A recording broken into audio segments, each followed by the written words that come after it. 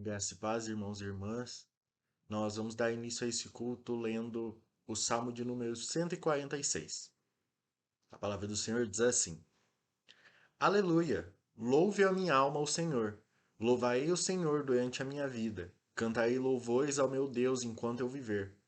Não confie em príncipes, nem nos filhos dos homens em quem não há salvação. Sai-lhes o espírito e eles voltam ao pó. Nesse mesmo dia, acabam todos os seus planos.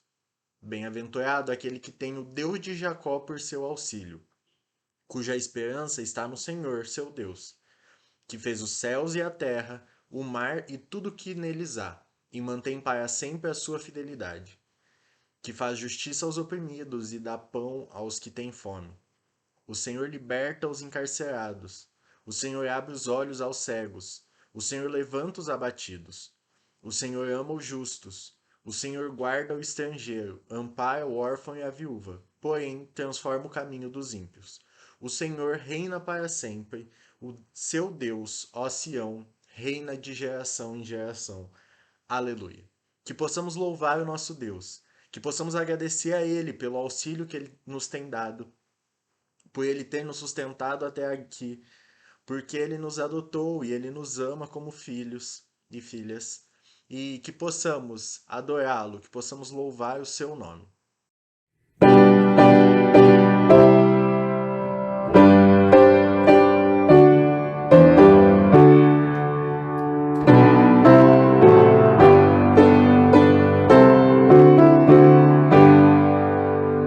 Louvai, ó Deus soberano, Senhor do que é feito. Louvai-o sempre, vossa alma, tesouro perfeito. Ó Deus, cantai, e com fervor tributai, profundo amor e respeito. Louvai a Deus que nos faz prosperar dia a dia, e com amor vos defende, abençoa, porfia. Lembrai também que o Onipotente vos vem fazer feliz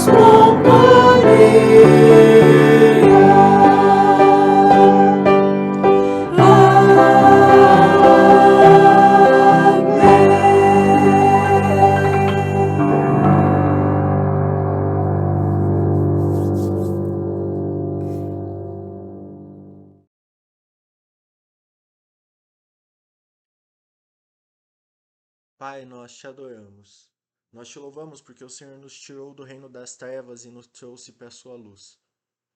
Te adoramos, Pai, porque o Senhor é o único digno de todo louvor e toda adoração. O Senhor é o Alfa, o Ômega, aquele que tem cuidado de nós desde o princípio e vai continuar cuidando. Louvamos o seu nome, Pai. Receba, Pai, esse culto de adoração. Receba, Pai, o nosso louvor como incenso suave. Em nome de Jesus. Amém. Em Amós, capítulo 6, na parte A do versículo 1 e depois versículos 4 a 7, diz assim: Ai dos que andam à vontade em Sião e dos que vivem sem receio no monte de Samaria. Vocês dormem em camas de marfim e se espreguiçam sobre os seus leitos. Comem os cordeiros do rebanho e os bezerros que estão na engorda. Ficam cantando à toa ao som da lira e, como Davi, inventam instrumentos musicais. Bebem vinhos em taças e se ungem com o mais excelente óleo, mas não se afligem com a ruína de José. Portanto, vocês estarão entre os primeiros que serão levados para o cativeiro, e cessarão as festanças dos que gostam de se espreguiçar. A palavra do Senhor fala de pessoas que viviam de acordo com o próprio querer, de acordo com os próprios desejos, alimentando os desejos da carne. que nós possamos confessar os nossos pecados, que nós possamos negar os desejos da carne e viver de acordo com o querer e a vontade de Deus. Pai, nós colocamos diante da sua presença agora as nossas falhas, os nossos pecados. Clamamos pelo seu perdão e pela sua misericórdia. Pai, nós não queremos viver presos à nossa carne, presos aos nossos desejos mundanos, mas queremos viver, Pai, de acordo com a sua vontade. Queremos viver os seus sonhos para as nossas vidas, Pai. Faça-se cumprir em nossas vidas, Pai, o seu querer, o seu desejo, Pai. E que a cada dia possamos matar a nossa carne, que a cada dia possamos escolher viver por Ti e para Ti. Espírito Santo, esteja conosco e nos torne sensíveis ao seu agir. Nos torne, Pai, sensíveis ao seu falar. Nos incomode quando formos pecar. E nos traga à memória aqueles pecados que nós temos esquecidos, para que nós possamos pedir perdão. Tem misericórdia de nós, Pai. Entregamos as nossas vidas nas suas mãos. Em nome de Jesus. Em 1 Timóteo capítulo 6, versículo 11 a 14, diz assim: Mas você, homem de Deus, fuja de tudo isso. Siga a justiça, a piedade, a fé, o amor, a perseverança, a mansidão. Combata o bom combate da fé. Tome posse da vida eterna, para a qual você também foi chamado e da qual você faz a boa confissão diante de muitas testemunhas.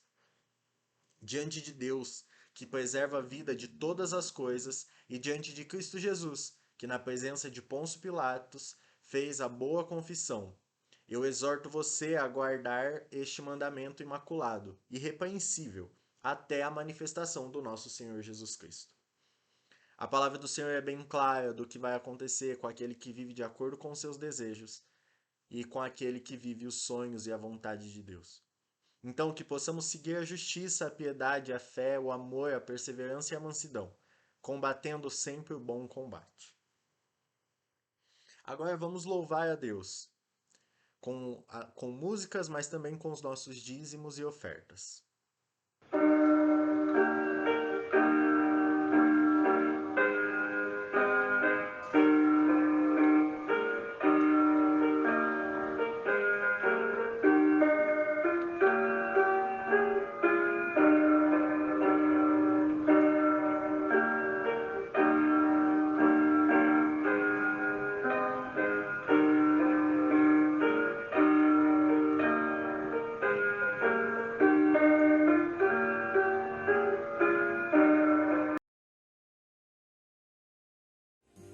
Louvemos ao Senhor, louvemos ao Senhor, adoremos no seu santo monte, nosso amado Pai, seu nome é santo. Louvemos ao Senhor, louvemos ao Senhor, louvemos ao Senhor, adoremos no seu santo monte, nosso amado Pai, seu nome é santo.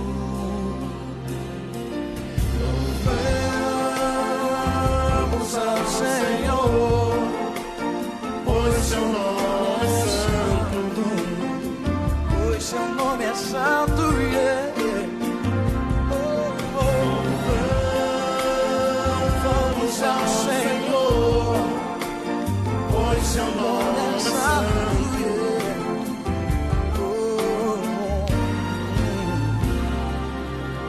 Magnifiquemos ao Senhor,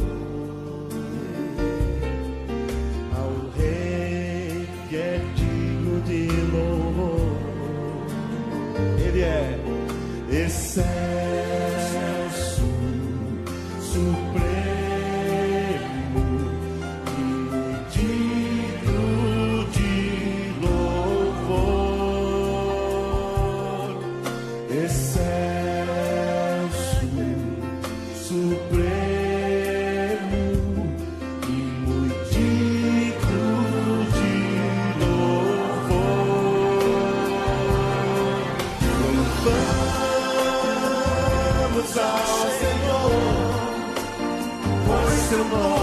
santo, pois seu nome é santo.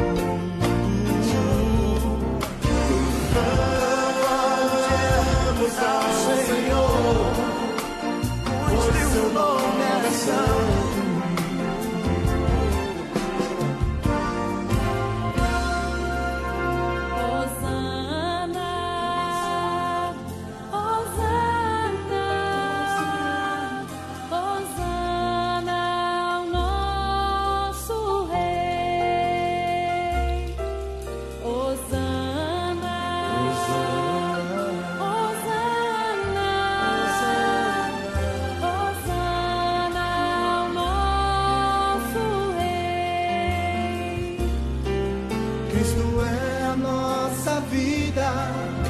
Motivo do louvor em nosso novo coração,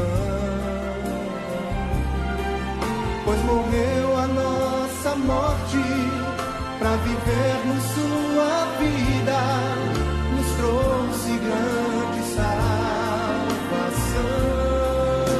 Vamos ao Senhor, vamos ao Senhor.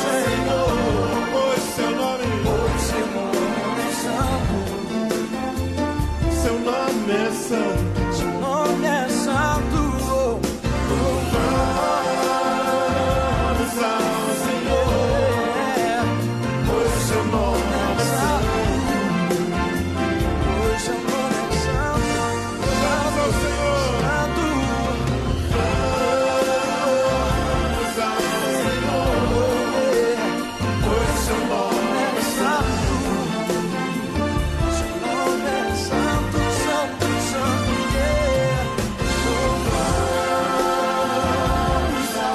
Vamos ao Senhor, pois seu nome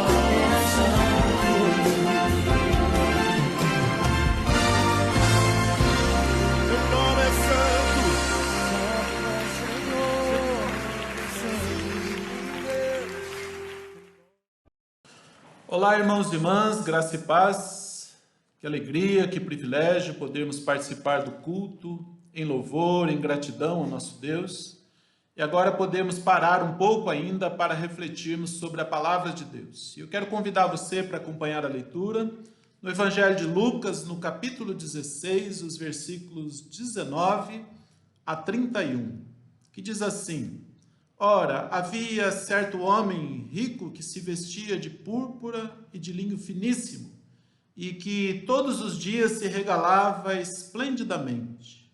Havia também certo mendigo, chamado Lázaro, coberto de chagas, que jazia à porta daquele, e desejava alimentar-se das migalhas que caíam da mesa do rico, e até os cães vinham lamber-lhe as úlceras.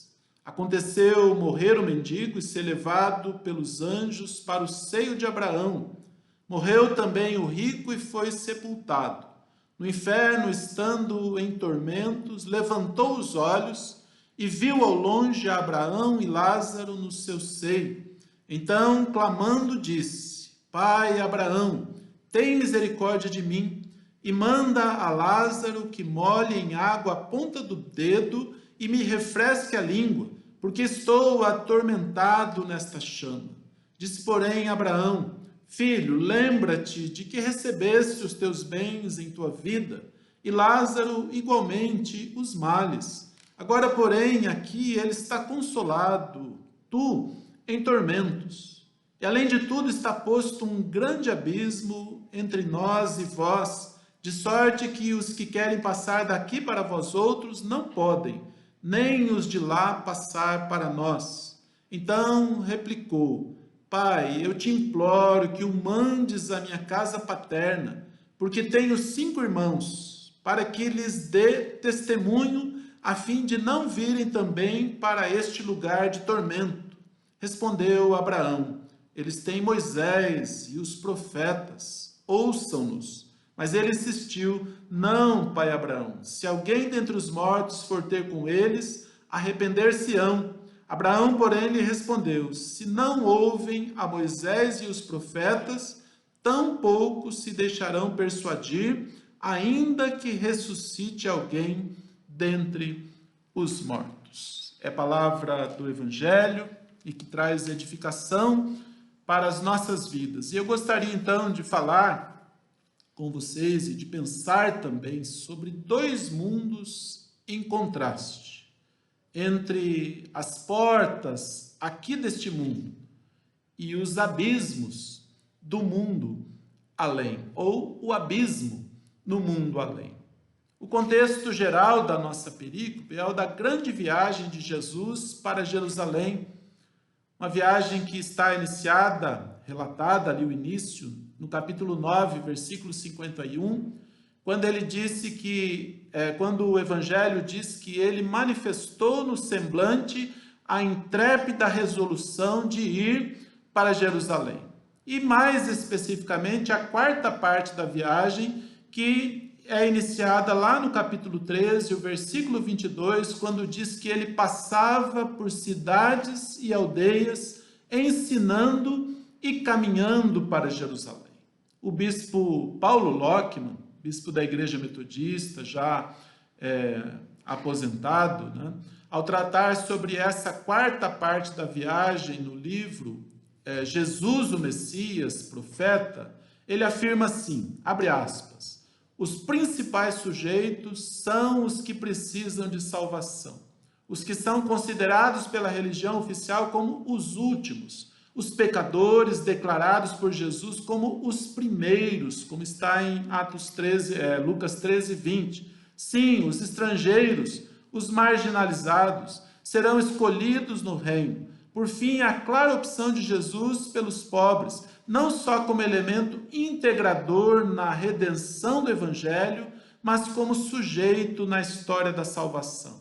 A parábola do rico e do mendigo, Lázaro, torna-se assim emblemática, elemento decisivo na teologia e redação do Evangelho de Lucas. Fecha aspas, até aqui estava citando o que o bispo Paulo Lockmann escreveu no seu livro. Significa que a salvação é um tema central e os pobres desse mundo ocupam lugar primordial no foco do ministério de Jesus, especialmente na descrição de Lucas e aqui no contexto geral da nossa perícope. Segundo a afirmação do bispo Paulo Lockmann no livro, os pobres são sujeitos históricos em toda a tradição bíblica.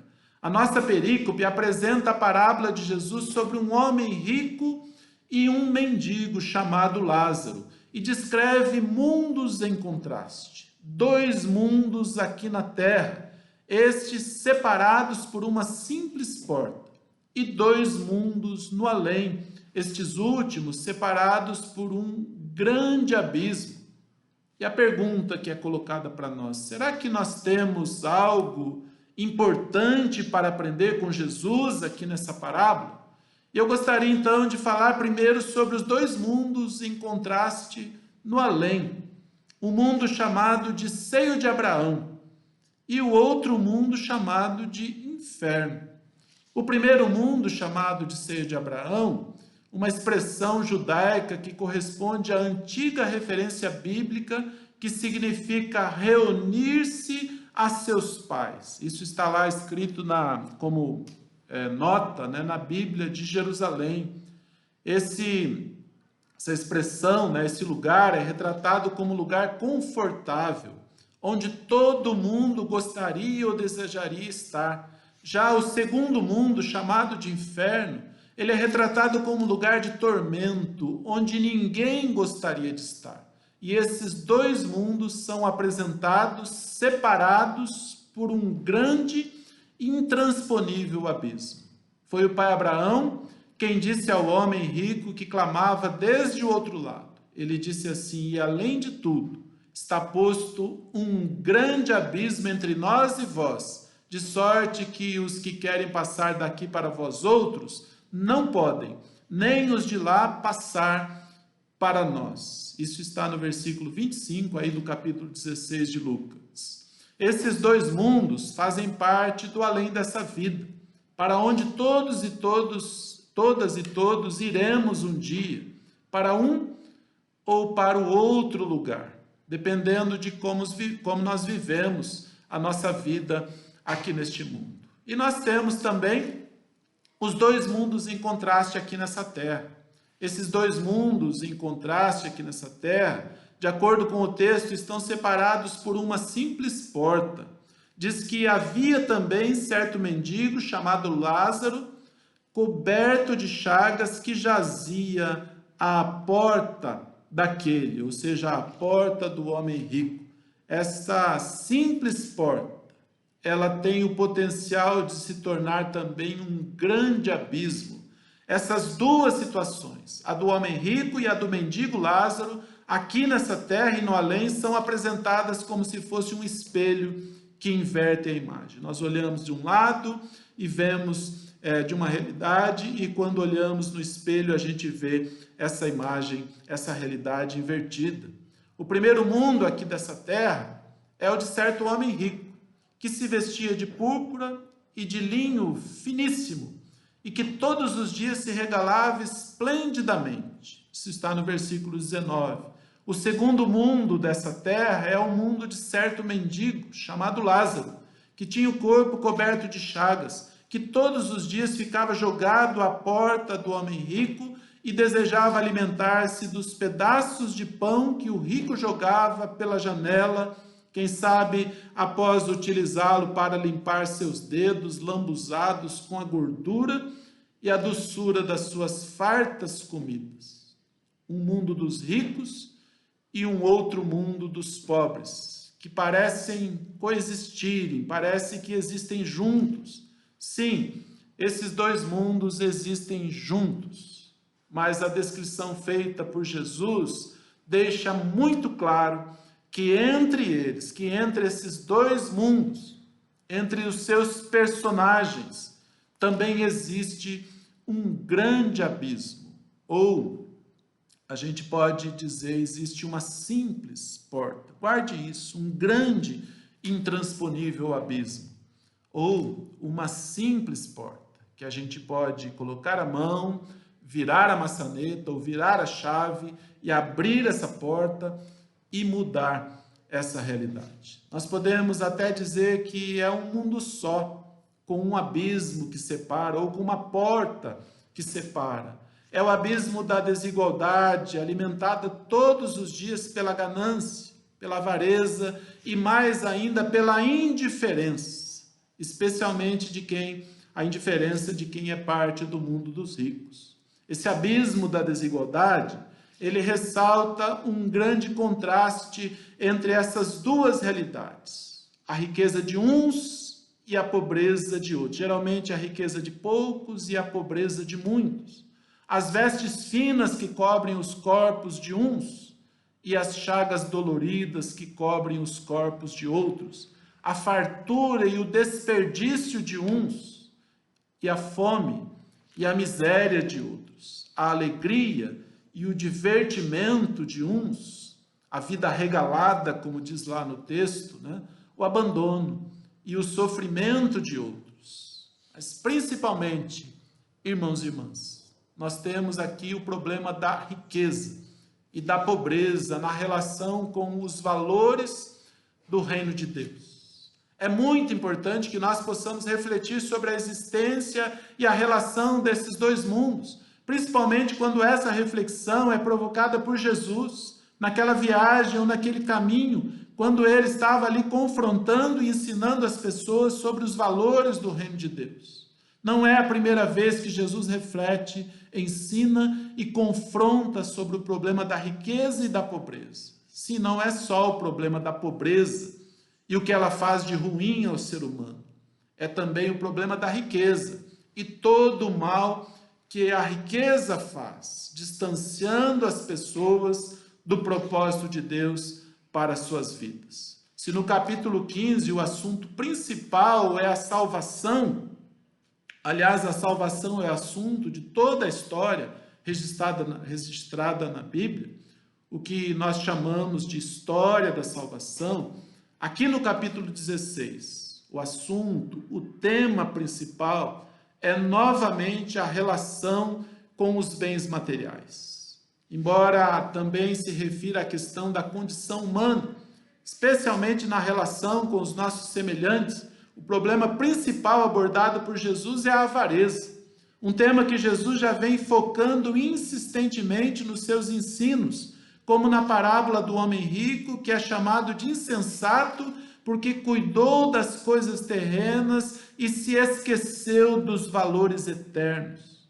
E o apelo ao desapego, o apelo que Jesus faz ao desapego em proveito do comprometimento no reino de Deus. No capítulo 12. E a parábola do administrador infiel, separada do nosso texto apenas pela discussão que Jesus fez com os fariseus, que são identificados ali como avarentos, que ouviam as palavras de Jesus e o ridicularizavam, como está aí no capítulo 16, versículo 13. Não são só os fariseus, não só os fariseus são confrontados com o problema da avareza e da desigualdade que ela provoca, como também os próprios discípulos de Jesus são ensinados sobre os valores do reino de Deus. Como nós podemos ver no texto de Amós, o nosso Deus não consente que vivamos alienados, desfrutando do bom e do melhor, enquanto que os nossos irmãos e irmãs, nossos semelhantes estão sofrendo. No Salmo 146, nós vemos que o nosso Deus faz justiça aos oprimidos e dá pão aos que têm fome, que ele liberta os encarcerados, que ele abre os olhos aos cegos, ele levanta os abatidos, ele ama os justos, guarda o peregrino, ampara o órfão e a viúva, e diz também que ele transtorna o caminho dos ímpios. O nosso tempo não é diferente.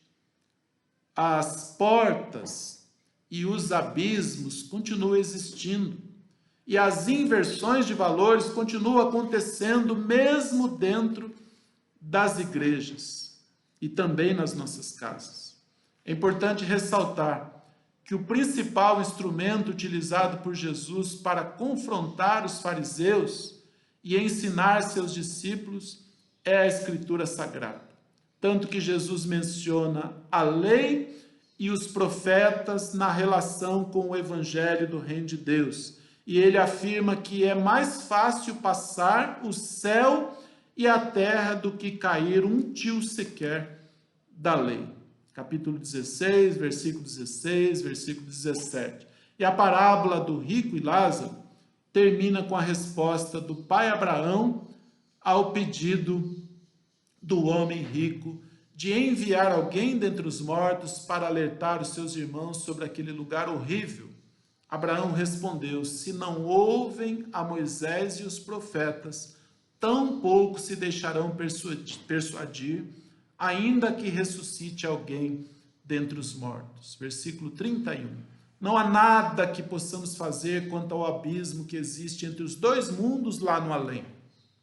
Mas quanto ao abismo da desigualdade existente aqui neste mundo, aí está o grande desafio para cada um e cada um de nós que seguimos e queremos cada dia aprender mais com Jesus. Nós precisamos aprender com Jesus, precisamos guardar e praticar os ensinos da palavra de Deus. Precisamos nos comprometer com os valores do Evangelho do Reino de Deus. Façamos o que estiver ao nosso alcance para diminuir aqui neste mundo o abismo da desigualdade material e o abismo que existe na relação com as pessoas. Comecemos abrindo a porta da nossa própria casa, abrindo a porta que separa ou que nos separa das pessoas que estiverem sofrendo. Eu deixo com vocês essa reflexão. Que Deus abençoe, que Deus ajude, que Deus nos dê graça, que Deus tenha misericórdia e que nós saibamos nos posicionar e nos corrigir onde quer que nós estejamos falhando nesse tempo.